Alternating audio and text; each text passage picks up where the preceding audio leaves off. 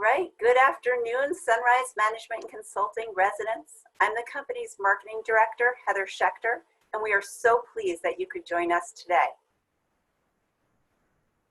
During this pandemic, we wanted to stay connected and bring you speakers with tips and ideas you could use. At this time, many of us may be facing unemployment or uncertainty in our careers. Thinking about a career disruption can add to the stress in a time when many of us are also concerned with staying safe and healthy. Even for those who are employed, there are things we can do to prepare for a possible disruption in our careers. Today, I'm excited to be joined by Miriam Dushane, Managing Partner of Alaant Workforce Solutions, for tips on making a career pivot during the pandemic. If you have any questions, please submit them using the Q&A feature during this webinar, and we will save time to answer questions at the end. Thank you again for joining us, and I'm happy to now introduce Miriam Dushane. Hi, Miriam. Hi there. Thank you very much. Thanks for having me. So I am going to share my screen. So hopefully Heather, can you see that? Yes. Okay, great.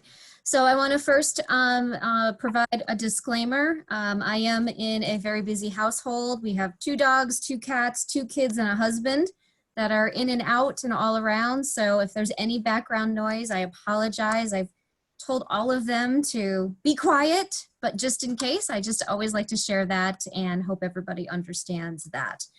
So thank you so much for having me present today. I'm hoping that there will be some questions that Heather will get in the chat box that we can talk about towards the end of the discussion. This is, ideally, I like to do fluid discussions where I have people interacting with me. So this is a little bit different for me. So hopefully this will be good for everyone. But I also just want to share that, you know, Alaant is committed to the community, and our core values are people first. And so anything that has to do with people, whether it's helping you find a job, helping you just get career advice, helping an organization in anything that they might need from a business perspective, Alaant wants to be here to help you. So again, thank you so much for allowing me to present today. And the first thing I wanted to do is go to the next screen, and it's not working. What's going on? Oh, here we go. Sorry about that. So I thought it would be good for everyone to first understand kind of what the current job market looks like, because it's definitely been a roller coaster ride. The middle of March 18th was my D-Day. That was the last day I was in the office. And that was pretty much the day that I, as a business owner, had to make a decision on how my business is going to look going forward. As you can imagine, it's been a little bit crazy. We went from, you know, meeting people in person and having client meetings every day to doing everything over technology, which actually has been quite efficient, but it's something that a lot of people still need to get used to. And we'll talk about that a little bit later in the presentation. But the current job market, if you were to ask me this 2 months ago, I would have said it's a uh-oh. Everything did kind of stop for a few weeks. Middle of March, we had situations in which companies just didn't really know what was going to happen, and so they put a lot of things on hold, and they needed a few weeks to figure out how they were going to operate in, I think, what's going to not just be a new normal, but a continuous new normal, and not just a temporary shift in how we do things. So April was a little bit slow. Most of the businesses that were hiring in April were the things that you would expect. They were retail workers for grocery stores. They were essential workers needed potentially in healthcare facilities and pharmaceutical companies. But May started to see a little bit of a shift in where other organizations essentially figured out how they were going to operate their new businesses or their business in this new normal that we're in. And we started to see an increase in hiring in the information technology space, and that's across all of the sectors in IT. We continue to see movement, and we hired actually quite a few people over the last few months for pharmaceutical space and the biotech and life sciences area. Healthcare will continue to be very important, but I think what's important for everyone to know is that we're not just talking about doctors and nurses here. We're actually going to see a bigger spike in the need for administrative support and the back office people to support all of the frontline workers. So, and that's everything from insurance billing to compliance to all of the things that sometimes we don't even think about as part of our healthcare system. Health insurance is part of our healthcare system. A doctor's office obviously is part of our healthcare system, but you may go to a doctor's office and meet with a receptionist, a doctor, and potentially a nurse, but behind the scenes, there's about 5 other people that are doing various administrative functions in that healthcare space. So there is already and going to continue to be a spike in that. Manufacturing is coming back online fairly quickly. There were some businesses that were able to pivot and continue doing manufacturing for essential things that were needed. But we're also seeing an increase in kind of back to normal business. And that's an area that I believe will continue to grow. So I think the first thing people need to think about is updating their resume. And my first point, and I'm not one that usually reads slides, so just so you guys know, I'd be happy to share this presentation with Heather afterwards, and then she can share it with anyone who's interested in it. So I'm not going to read you slides. I'm going to talk to you about what I see and what my experience is kind of related to these slides.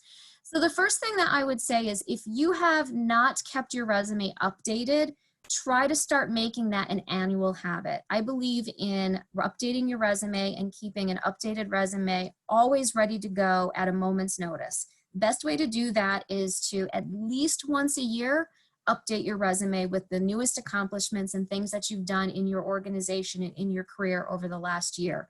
A good way of doing it, if your company still operates on an annual performance appraisal type system, that's a great way of doing it because you're already thinking about all of the things you did the last year. Your boss is also thinking about all of the things you did last year and is likely going to be talking to you about them. So it's a great way to keep your resume updated. Another thing you might want to think about doing is if you don't have annual performance reviews, just New Year's resolution, when do you do your spring cleaning, something like that, and get it on your planner so that you are looking at your resume on at least a yearly basis. Even if you're not in the job market, it's always a great idea to have it because you never know what's going to happen. You never know what type of situation you might encounter where you might be presented with a great opportunity. And it could be a friend of a friend telling you, hey, I just heard about this great job that I thought you'd be a great fit for. The next thing is going to be, do you have an updated resume I could send? So I always try to encourage everybody to keep their resume updated at all times. Obviously, you want to be highlighting your work experience, your projects, your accomplishments, awards, accolades, and just make sure when you're doing your resume that you're starting with your most recent position and working your way backwards. Couple of questions that usually come up related to resumes. The first one is how long does it need to be and do I have to cram everything onto one page? And I emphatically advise you that if you are a mid-career professional or higher, you should not have a one-page resume. It should be at least 2 pages.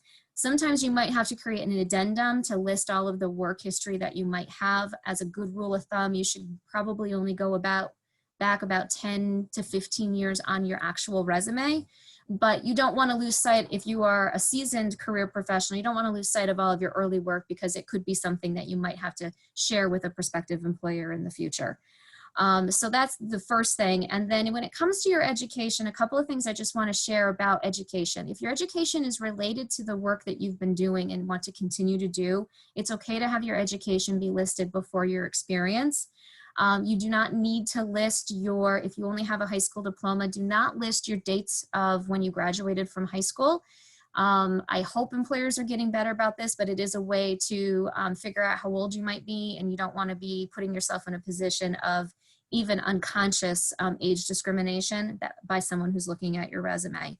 If your education is not really related to what you're doing in your career, which does happen very frequently and it's totally fine, it's okay to put your work experience first and then just put your education, college education or whatever it might be towards the bottom of your resume. Your references should also be on a different page. And then I would also say when it comes to your references, please make sure that, and I'm probably jumping ahead of my presentation, but please make sure that the references that you're picking for your list are people that you've talked to and you've affirmed that they are willing to be a reference for you and they're actually going to say nice things about you.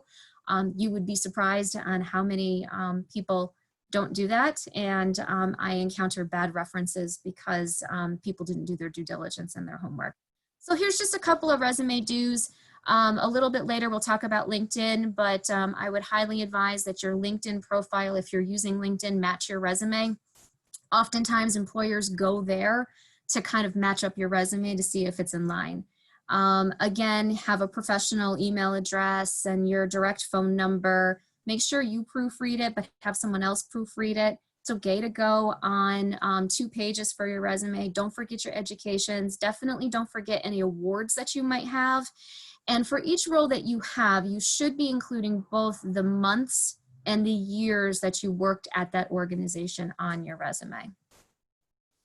So if you're not familiar, I wanted to give a quick overview of job boards. Job boards sometimes can be your best friend, but other times people can say they can be your worst enemy. I do think they can be your best friend if you're using them correctly. So the current most popular job boards include actually LinkedIn. LinkedIn has a whole job board section, and I can talk to you a little bit more about that. But with LinkedIn, employers are posting their jobs there. And it's a great way to see opportunities that are becoming available within organizations. And if you're already on LinkedIn, then it makes it a lot easier for an employer to potentially find you as a candidate for the organization. So LinkedIn is a big one. Indeed is a big one. Indeed has kind of taken over the marketplace. There used to be a lot of, like, Monster used to be the biggest job board out there, and Monster is still a good job board, but Indeed has kind of taken over the marketplace when it comes to job boards. Glassdoor is actually more of a site that reviews companies, but they're also a place where you can find job postings for companies. So if you're interested in a company and you're doing research, if you went to Glassdoor and you just, looked up Alaant, you will see Alaant's job listings on the Glassdoor page that's there. And you'll likely see that for other companies that take care of their Glassdoor profile. So a couple of things you should do with job boards. Obviously, once you have your resume updated, put it on the job board. It doesn't cost you anything to upload your resume. And a lot of times companies and recruiters will search job boards and not post jobs. So it's a way for you to be found by recruiters if you're an active job seeker. You can also set up job alerts. So once you have your resume and you're registered on these sites, you can actually say to Indeed, all right, Indeed, tell me when any type of administrative assistant job becomes available that, is looking for that. Or tell me if a help desk job becomes available. And they'll actually send you the job postings as they become available. So you can have almost like this just in, hot news flash, new job coming across. And it's a great way to just make sure that you're not missing anything. Always apply for jobs as it's directed in the job posting. If they ask for a cover letter, make sure you include one. If they don't ask for a cover letter, what you should do if it's an email is just at least write something in an email saying, I'm responding to this job posting, this is my resume, this is how you can reach me. Don't make it a 3-page long cover letter. No one is reading cover letters. Sometimes the reason that companies ask for cover letters is they want to see if you're actually reading the directions in the job posting. So it's a way to kind of rule people out if they didn't follow directions. So just pay attention to that as well.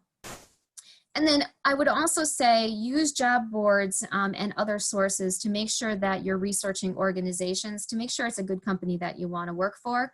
And then when you're looking at job postings, make sure your resume essentially mirrors or at least matches in some way some of the keywords from the job description. I by in no way am saying that you should actually be changing your resume to be word for what's in a job description. But if you see a job description and you've done that, make sure that that duty or task or whatever the job posting is listing is reflected on your resume, because a lot of times recruiters and actually online ATS systems look for keywords first. And so you want to at least make sure you're having that information listed. So this is something that is, I don't want to say controversial, but I would say there's two generations that, you know, there's two generations in how we search for jobs. There is our millennial generation that is very active online, very active in social media and multiple platforms. They're vining, they're doing all of their TV and entertainment through YouTube, and they use social media for pretty much everything from researching a restaurant to, you know, connecting with people that are like-minded on their activities. And then there's the, I'm almost 46 years old, and the, I don't want to say older generation, but the more seasoned career professional I find isn't using social media as much or as well for their job search. And I would say that you might be missing out on a really great tool to find other opportunities and to network with other professionals. LinkedIn is the best professional social media platform. I think a lot of people don't even consider LinkedIn as a social media platform. I think they consider it as like a professional platform or professional networking platform, which is absolutely the case, but it is still a social media actually outlet. So LinkedIn is a big one, but honestly, our biggest audience is actually on Facebook.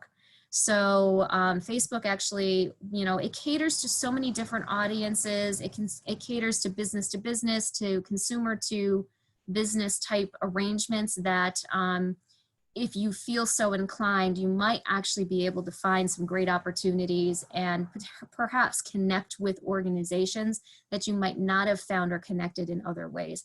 Facebook is very cheap.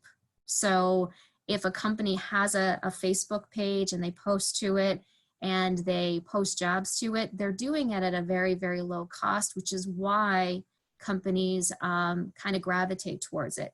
LinkedIn can be cheap, but to really maximize it from an employer perspective, it does cost some money and some investment. And so a smaller business, which might be a great business to work for, may not necessarily invest in all of the things that LinkedIn has available.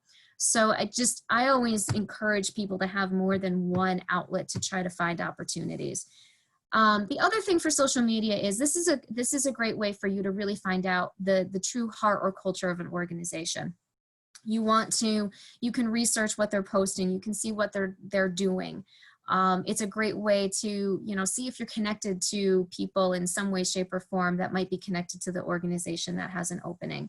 The other thing, though, is if you're using social media for the platform of job searching or just being searchable, you want to be very careful in what you're posting. So LinkedIn tends to be more of a professional platform, so people mostly post professional type stuff. Facebook is definitely in that gray area where, you know, it's more of that friendly, less professional, more personal type of interaction. So if you are interested in doing Facebook or using Facebook as potentially a job search capability, you could do a couple of things. One, you could kind of lock down what you're posting on Facebook and who you're connected to on Facebook, or you could have an alternate Facebook page. I actually have that myself. I have a personal Facebook page, which is my friends and my family, and then I have a professional one, which is for my business doings at Alaant and my professional network that I'm connected with through, you know, all of the different things that I'm involved with. So, and then just be careful if you do have a Facebook account, you know, it's okay to have it private. It's okay to not post every single thing on there, but just make sure you're showcasing your knowledge or your interest in career-related topics when it's being used for that purpose. So again, as I mentioned, LinkedIn is the #1 site for professionals to network, and companies advertise, they post jobs, recruiters look for candidates. It's a great way to stay connected with your professional network and grow your professional network. As I mentioned already, Facebook generally is used by businesses to post company activity, highlight culture, community involvement, those types of things. But oftentimes businesses will at least post a job announcement and then link it back to their website or their career page. Same thing with Twitter. Twitter is used for the same type of things. And again, they also do use it for, companies will use it for job announcements, but the posts are obviously brief and then they connect back to the company career page. I think this is the biggest one that if anyone is going to take anything away from the presentation today, and Heather, you just keep me on time. So if I'm going too long or need to pause, just let me know. Networking is really important. And I'll use an example. I was just on a phone call with someone before this webinar talking about networking and the ripple effect that networking has throughout your career. And the best jobs are found through networking, probably first and foremost. And so a lot of times what happens is the example I used before, a friend of a friend or a colleague of a colleague knows about something and asks for a referral, asks if you know anybody. It's the cheapest way to find employees for an organization is by word of mouth. And the only way that you can be in the conversation is if you're networking and growing your network on a regular basis. So especially right now, do not stop building your professional network. I frankly have been finding it easier to network with people virtually and online than I ever had before.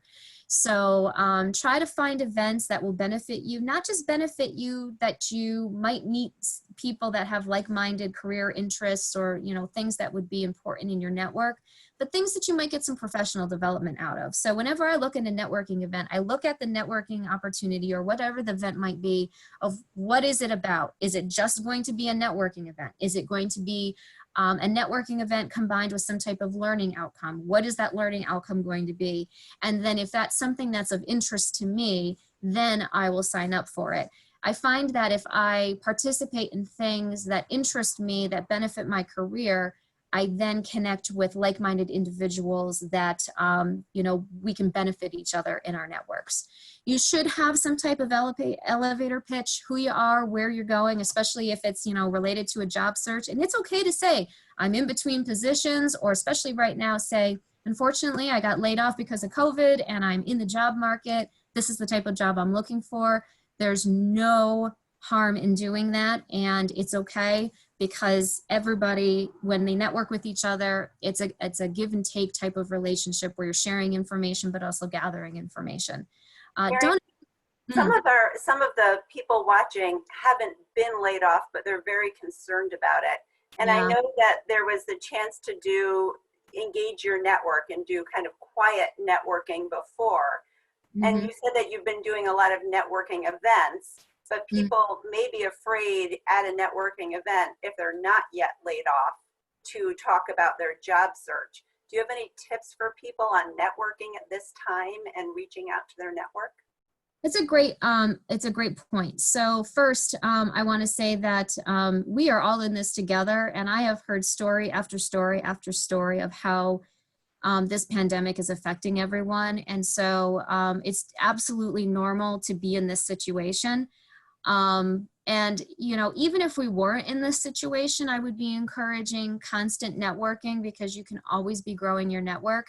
If you're in a situation where you're not laid off, but you might have a fear of a future layoff or a change in your job, start doing some of the things I just mentioned. Make sure your resume is updated. Make sure your LinkedIn profile, which is on my next slide, is up to date. Make sure you are staying in touch with your network and trying to give as much as you possibly can. A meaningful network isn't a network that you just build up a bunch of names and then when you need something, you ask.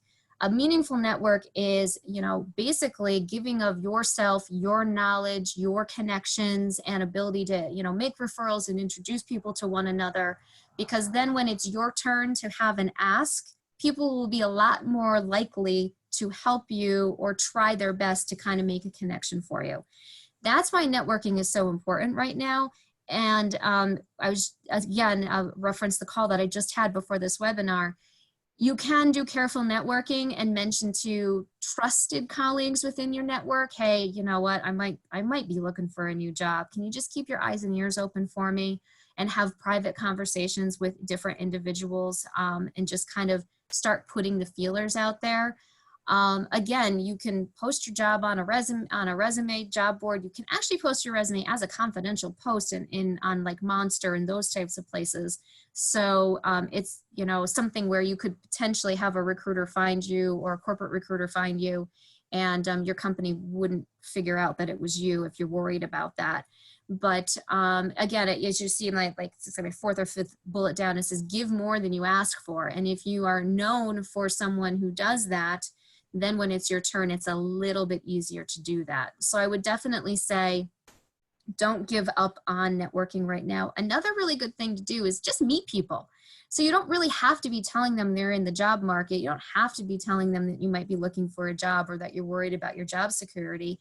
It's just a matter of meeting people and having discussions with them, whether that's in a group format through a Zoom virtual meeting, or maybe you meet someone through some type of Eventbrite event or meetup that's related to what you're looking for. And then maybe you have a side conversation with them later. So it doesn't have to take one form or another for that to be the case. I think another thing that's really changing at this time is that there are some industries that the whole industry is being affected, like hospitality and tourism. So there's a lot more people needing to really pivot and find something else. Yeah. So Heather, that's a great example. Obviously, people who are in event planning, that's also related to sometimes tourism, but even professional associations that used to do annual conferences every year. I've actually met with several people over the last few weeks that their jobs have been very much affected because all person-to-person large scales of events have just been canceled, and they haven't figured out how to reschedule them or make them virtual. And so what I've been doing is working with these individuals to identify their skill sets. And even though they were in event planning, there's a lot of stuff that goes into event planning, whether it's the logistics side of it or the sales side of it or the membership drive side of it. And showing them how those skills can be basically transferred into another industry, another type of job that isn't necessarily that face-to-face large-scale event planning, but the customer service, the logistics, the sales piece of it can absolutely be applied to other positions.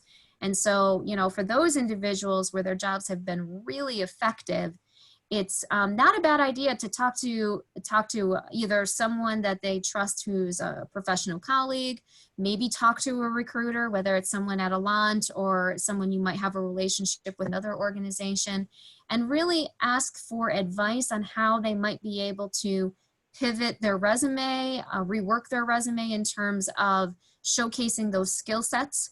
And, you know, right now, COVID is a valid reason to be looking for a new job. And employers are actually taking advantage of that, knowing that people in event planning or people in hospitality tourism are being affected, and that labor market is kind of opened up. So I think employers will be a little bit more open-minded in terms of taking skill sets from other industries and basically translate them into their industry. So LinkedIn, in my opinion, is something that if you're not doing, you should be doing. It's a great place for industry news. It's a great place to network with your colleagues and other professionals. And it's a great way to just be, I don't want to say valid, but just be current, I guess is the better way of saying it. A lot of times what I've actually had clients, and my clients are employers who are looking for people for their organizations, actually take someone's resume and try to search for it on LinkedIn. And if they're not on LinkedIn, they start scratching their head and wondering what's the deal, like why aren't they on LinkedIn? But LinkedIn has to be used in the right way. So you want to keep it updated. You want it to mirror your resume. So whatever your resume says in terms of your employment, dates, those types of things, you know, make sure you mirror it on LinkedIn. It is a search. It's the number one place I go to start searches for my clients and look for candidates that might have the skill sets needed. LinkedIn does offer job alerts. So if you're on LinkedIn, you can just set up job alerts to have LinkedIn email you every day and say, tell me about jobs in this sector or with these keywords.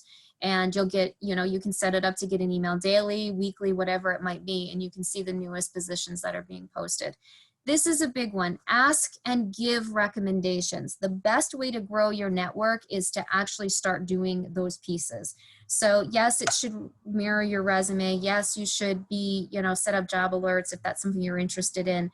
But I find that it's also giving and asking for recommendations. Sometimes it's a actual review or like a recommendation. You can do the thing on LinkedIn, if people are familiar, where you can just say, yes, they're good at this. And you will populate skill sets. And then you basically click, yep, they know this. Yep, they know this. Yep, they know this. And then there's another section where you can say, you know, John Smith is an amazing salesperson. The relationships he builds with people are unmatched in the industry. I would recommend John to anyone. And so having a few recommendations on your LinkedIn profile every year is really important. I've seen LinkedIn profiles where people were really gung-ho in the beginning of keeping their LinkedIn profile updated, but they haven't gotten a recommendation in 4 years. Try to get a recommendation every couple of months or a couple of years, just so they, you know, kind of stay a little bit more current. LinkedIn is a great way for people to find who they're connected to. And so you may be looking for someone in a company or an industry, and you might realize that somebody that you're connected to is connected to somebody else. So that's another great way of just basically, you know, the 6 degrees of separation from Kevin Bacon type scenario in that situation. You can follow companies, you can follow groups. There are different industry groups that you can actually have conversations with regarding things related to that business or that industry. You can follow companies, and then you again will see news and cultural information and job postings. Share career and industry related posts on a regular basis. But remember, this isn't Facebook. This isn't where you would post, you know, your weekend plans or, you know, the hike you did with the kids. This is where you were at a networking event when we still did them in person, and you were taking a picture with, you know, a bunch of professionals type of a thing. Invite to connect with people you know and who you've met, and whether that's doing virtual networking or in-person networking. I also recommend that if you receive connections from people that you don't necessarily know, try to make an attempt to meet them before you connect with them. Make sure it makes sense to actually have that connection and how you can help each other and each other's networks. Be sure to use a professional picture. People do like to see pictures on LinkedIn, so, you know, not having a picture on LinkedIn, I'm not going to say it's going to be counted against you, but it's just nice to have that picture to kind of go along with your profile.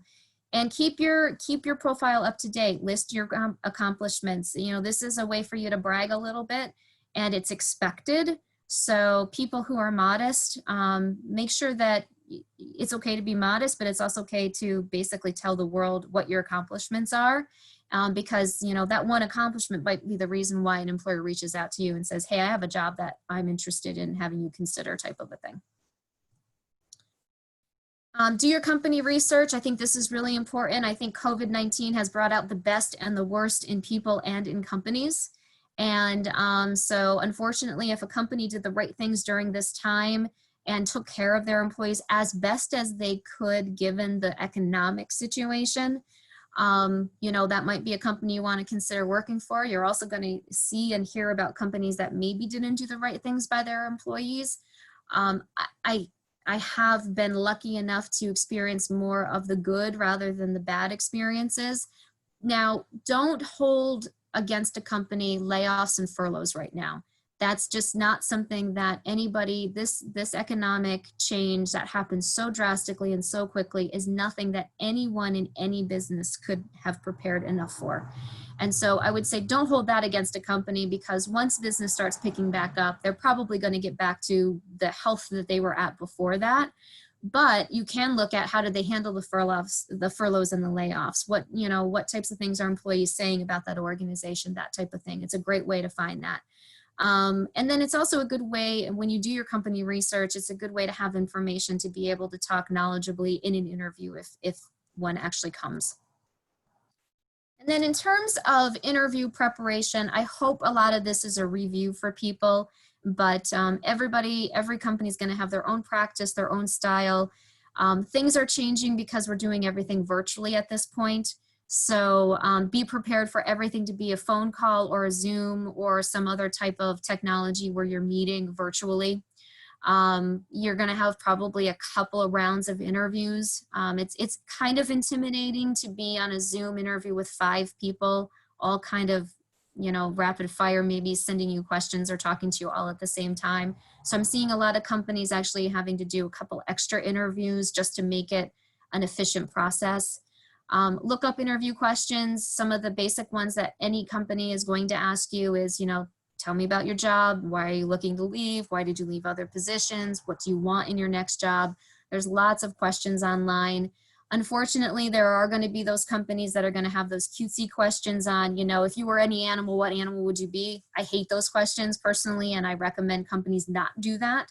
But, don't get frustrated if that actually does happen.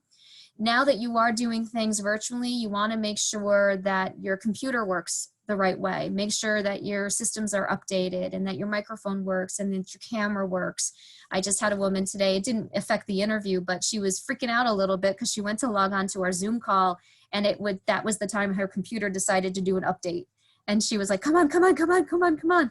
So if you can, try to do that stuff ahead of time. If you have to download any software or apps, make sure you're doing that ahead of time.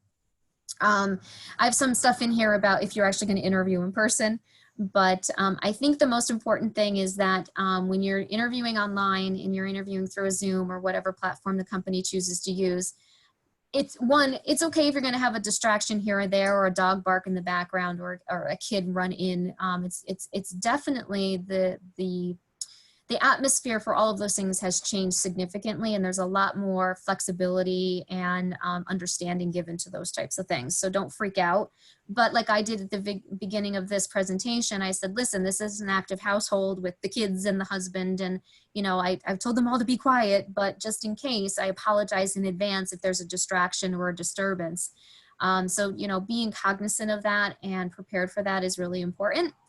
And then just make sure that, whatever background you have is at least professional or just neutral. So if you're in your bedroom and you have pictures on the wall or posters or things that might, maybe, either distracting or possibly not appropriate, you might not want to do the interview online in your bedroom, or you might want to take those things down. So just think about that, because it's your first impression is not going to just be your face on the screen. It's going to be everything behind you. And oftentimes behind me are my dogs getting up and stretching and repositioning themselves on the couch. So, and that's okay, but those are the types of things you want to just think about. If you are going to have to meet with somebody in person, so you get through maybe the first or second stage of an interview and they're like, we really do want to meet you in person, it is absolutely appropriate to ask how they're handling the interview. What type of special protocols are in place? Are there any special entrances? Are there going to be temperature checks or questionnaires that you need to fill out from a health perspective? Face mask requirements, those types of things. Do not feel bad to ask those questions. Frankly, the employer should be giving you that information, but if they don't, you should be asking about it, because your health and safety is the most important thing right now. Again, we talked about references. Make sure you have references prepped ahead of time. They know that they might be called or contacted for a reference on you and your past work experience with them. Try to have at least 3 to 5. Have them be people that are both peers, supervisors, and if you can, subordinates, so that a prospective employer can get a really well-rounded, basically picture of how you work, how you manage, how you get your tasks done, those types of things. And then on the day of your interview, again, some of the stuff is the same stuff we just talked about. First impressions are extremely important. So the interview starts as soon as you turn on your computer and you're on camera, or you walk in the door. Be prepared to dress and look appropriate, even for a virtual interview. Waist up professional, do your hair, shave, makeup, have a dress shirt on or blazer or something like that. There's a new term out there called the sweatpants executive, and I absolutely am a sweatpants executive. So there'll be oftentimes you will find me in my sweatpants, but a blazer on top. So, and that's totally okay, but you want to make a good first impression. Obviously be on time. If it's for a Zoom meeting, you want to be careful about being too on time. You don't want to be too early. If you're going in person, I would say 5 minutes is fine. I would say for a Zoom meeting, it's very easy to click the button and be right online. So maybe log in, if your appointment's at 4 o'clock, you log in at 3:58, that type of thing. Nonverbal communication is going to go a long way. It's the same thing if you were in person. You're going to want to smile, make eye contact, have good posture, those types of things. No one's going to be handshaking anytime in the near future, so I don't think you have to worry about that anymore for those who aren't huge on handshaking. And then again, you know, try to eliminate the distractions, but then also just apologize if there might be distractions during the interview. And have a copy of your resume. It's okay to take notes. It's okay to have your resume in front of you so you can refer to it. This isn't a test where you have to like know the answers by memory. And it's also a way to help kind of keep you centered and calm so you have a reference point. And so I always recommend having your copy of your resume and then a notebook and a pen to take notes. Another thing I wanted to bring up, which I think is really important, if you are in a situation where you've lost your job because of COVID, you may or may not be collecting unemployment depending upon the situation. I will first say that Alaant has turned into an expert in how to navigate both the unemployment market, unemployment laws and rules as it relates to people who want to keep working in some capacity. So I bring up this point of the benefits of temporary work. There's going to be, before everybody really re-engages in the workforce, I do foresee that there being an opportunity for more contract or temporary work to kind of start. And companies are going to do that for two reasons. They're going to do it because everything is so uncertain right now that we just don't know what's going to happen. And while business might start to pick up and while things might start to look like they're improving and moving forward, I think everyone is very conscious and very nervous about us having to take 3 steps back after we take 2 steps forward because of the volatility of this pandemic. And so a lot of times what happens in this, you know, recovery period that hopefully we're going to go into sooner rather than later, companies will be very cautious and conservative when it comes to hiring. And so you may see an uptick in more temporary work opportunities that in many times could result in a full-time job. But for temporary work, it's its ability for you to check out a company and try a role before you actually can commit to it. It's an ability to collect a paycheck. It's ability to continue to keep your skills active. It's an ability to you know, grow your professional network. And again, we see often that temporary roles turn into full-time jobs. And then when it comes to the unemployment piece, if it's a part-time position, understand that if you're working part-time and you used to work full-time, you would still be eligible for partial unemployment. And during this time, even if you collect a New York State partial unemployment benefit, it still qualifies you for the federal unemployment benefit that's still being offered.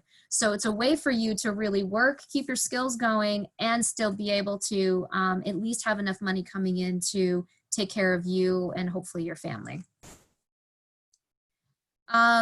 So this is the other thing I want to talk about. Everybody has been so focused on unemployment and that the numbers are so high. And yep, the numbers are high, absolutely. But the skills gap that exists among the workers that are available still exists, and the people that are available for work might not have the skill sets that most organizations on the professional capacity need.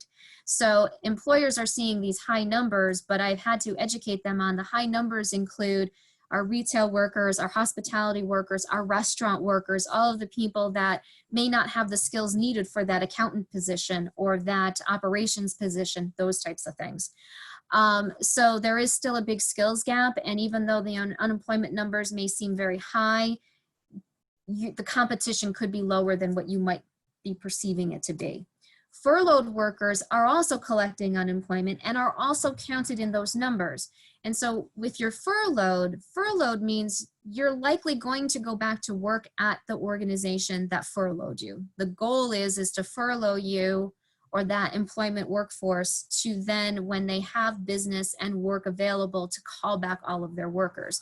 So a lot of people right now we've talked to are taking coronacations, plain and simple. They're collecting their benefits, they like their company, they want to go back and work for their company, so they're not really looking for a new job, which again brings the competition a little bit more narrowly focused. And candidates are increasingly cautious about job changes. So We're seeing it in our applicant flow. We're seeing it in, you know, what people are even interested in talking to. So the competition isn't as high. The main goal of this slide is to tell you that competition isn't as high as it may appear. So it's not hopeless to be in the job market right now if you have a skill set or a certain industry's niche that, you know, not everybody can fill. And then a quick little tiny shameless plug for not just Alaant, but just for recruiters. So working with a recruiter, a third-party recruiter, so this is someone who is hired by companies to find employees for their organization. It's always free. You have your own free personal career counselor. We can help you avoid that ATS system or the resume black hole of corporate career sites that often happens where you submit to a position and you never hear anything one way or the other. Companies do use us to find to fill roles that may never be posted and you may never be aware of them. It is an ability to grow your professional network, and confidential roles are never posted online and are generally only filled by recruiters. So there are opportunities to align yourself with a good recruiter. And then just a little bit about how to look for a good recruiter to work with. There are a lot in our industry. There are a lot in the capital region. Some are fantastic. I align myself with other fellow recruiters that, you know, could be my competition, but they're the good guys. And so we all work together to help people find jobs. So these are some of the things you would want to look for if you go to work with a recruiter so that you can spot the best recruiter that will work for you. And some of those things are really just open lines of communication, actually interviewing you, and actually providing you honest feedback and letting you know what's going on every step of the way in your job search. And that is the end of my presentation. I hope I didn't talk too fast, Heather. No, you were great. I wanted to make sure we got through everything. Questions your way? Yes, good. Okay. All right, great. So I have some questions about LinkedIn and dates. So if one is already out of work, will it look silly to have recommendations all dated now? And do job dates on LinkedIn impact older folks? That's a great question. No, it does not look silly to have more recommendations now if you are in the job market. The one thing you have to know about LinkedIn is it's better on LinkedIn if you're not working and your job has ended. You can actually add to your profile that you're open for employment opportunities. And so if you have like a flow or an increased flow of recommendations, employers understand why that's happening. You're building up your profile so that you can, you know, be presented in the best light. Older workers, so that one is a tough one. You know, I try to be the forever optimist that employers are doing the right thing. If you chose not to put the dates of employment on your LinkedIn profile, it wouldn't be a bad thing, but you're eventually going to be asked for them at some point. What I always tell people is you don't have to put every single job you ever had since you were 16 years old on your resume and on your LinkedIn profile. So make it the most current, most relevant information. And, you know, if you've been at a company 5-8 years, which, you know, there are those people out there, then just, you know, you could even just say, I worked at this company for 6 years instead of putting the dates down. And then if someone saw the resume, they could see the correlation and, you know, do the math that way. So if someone's really worried about that, that is a way to kind of navigate around it. But at the most part, I just don't think you should have every single job you've ever had on LinkedIn and maybe just reserve it to the last top 3 or something like that. That's a good point. Now I know you're matching up people with jobs and employees with employees with jobs and employers with people. Have you had any feedback on what it's been like to either start someone or for someone starting at this time when they may be forced to do it remotely? Yeah, so pretty much 99% of the people that clients we're working with that have been hired are starting remotely. Almost the entire interview process for pretty much that same percentage, about 99%, have all been done remotely. So companies, luckily, some companies were already established where they had the ability to work remotely. And so they already had the systems in place and they already had the things in place. I've worked with companies to just kind of give them some best practices on the best way to onboard someone once they start remotely. But I would say expect that your experience is likely going to be mostly virtual and mostly online. And that one of the things I would inquire if I were looking for a job right now is, how is that employer going to onboard me? And ask that question, whether it's during the interview process or when the offer is made to you. Can you please share with me how I'm going to meet people in the organization? Can you please share with me how you're going to train me to do this job? Are you going to make sure how are you going to make sure I have the right equipment on my day one? So it's okay to ask those questions. More and more companies are very prepared now to answer those and efficiently onboard somebody. Not every company is perfect. I would say be flexible and be a little bit patient. Everybody's still working out some kinks, but for the most part, I would expect an online experience in the meantime, but most businesses are still looking to bring people back in their offices when they can. So depending upon what phase their business falls into, how many people they can have on site at any time, you know, that I think is going to be a trickle-in effect, so to speak, in terms of how businesses do it. But I would expect and I would prepare for a complete virtual hiring cycle from interview through onboarding and starting to do your job. Can I ask you one more question before the time runs out? That's But great. in this time when people, I know you said that you guys are a great resource for switching careers completely, but if someone who used to work at a restaurant or someone needs to make a complete career change, what's the best way for them to learn about new careers or figure out what's right for them? Oh, that's a big question. There are available in the marketplace people who can kind of help them figure that out, that are professional career counselors that might not be associated with a school or that type of thing. So you could go that route, but that might cost money.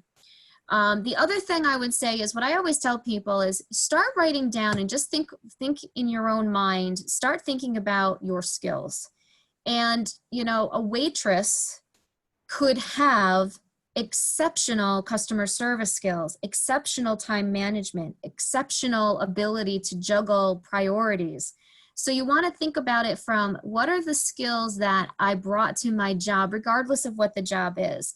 And then the other thing you could do is just start looking at the job boards, start looking at what employers are posting, read the job descriptions. What is it that they're looking for, and see if your experience can translate that.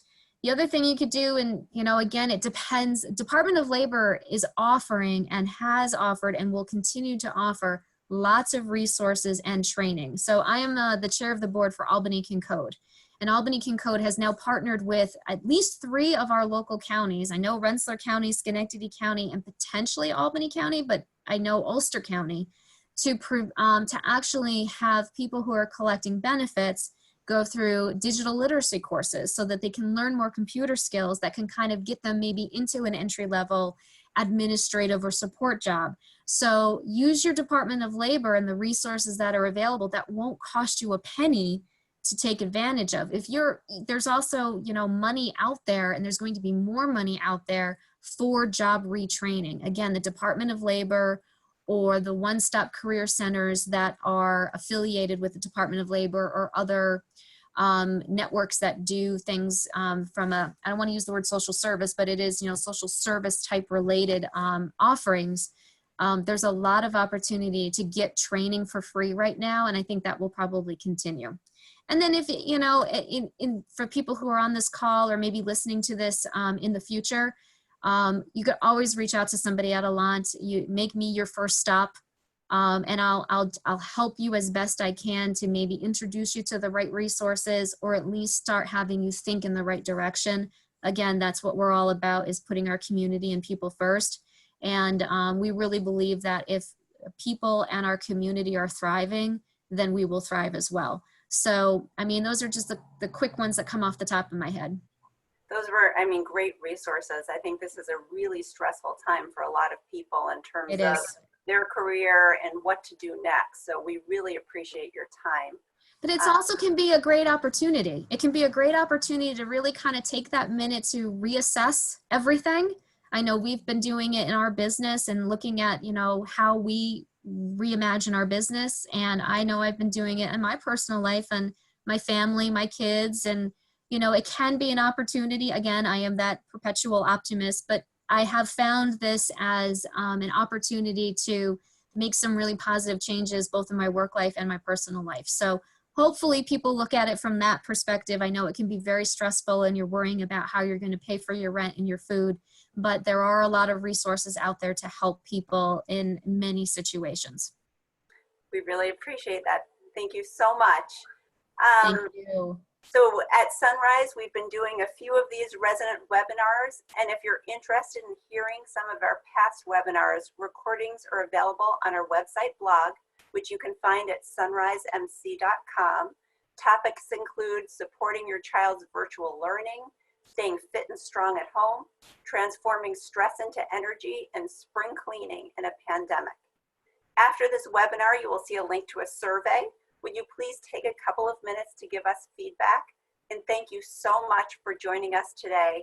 Everyone on this, please stay safe and good luck. Thank you again, Miriam.